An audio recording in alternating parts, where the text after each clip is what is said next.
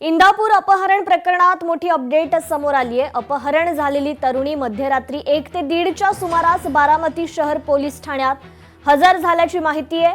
आपलं अपहरण नसून स्वतःच्या मर्जीने पळून गेल्याचा मुलीने जबाब नोंदवल्याची माहिती आता समोर आलेली आहे। अधिक अपडेट घेऊयात आपले प्रतिनिधी विकास कोकरे यांच्याकडून। विकास, महत्त्वाची अपडेट आहे, ती मुलगी पोलीस ठाण्यात दाखल झाली, आपल्या मर्जीने पळून गेल्याचा जबाब तिने नोंदवलाय। काय अधिकची अपडेट?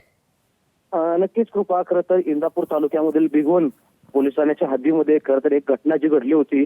या घटनेनंतर हिंदू संघटना अत्यंत आक्रमक झाल्या होत्या आणि यानंतर बिगोन परिसरात वातावरण हे पूर्णपणे चिघळलं होतं।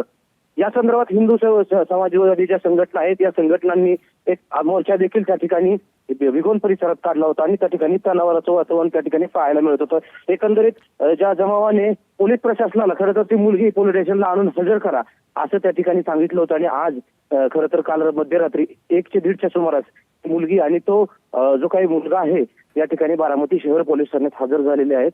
एकंदरीत आता थोड्याच वेळात त्या मुलीची नातेवाईक बारामती शहर पोलीस ठाण्यात येणार असून त्या मुलीला ताब्यात घेण्यासंदर्भातली जी काही प्रक्रिया आहे ती प्रक्रिया पूर्ण करणार।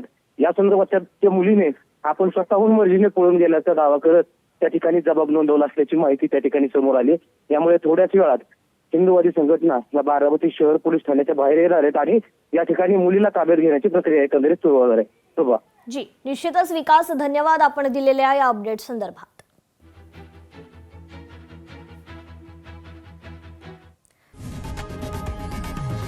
लोकशाही मराठी ऐका, पहा, जागरूक रहा।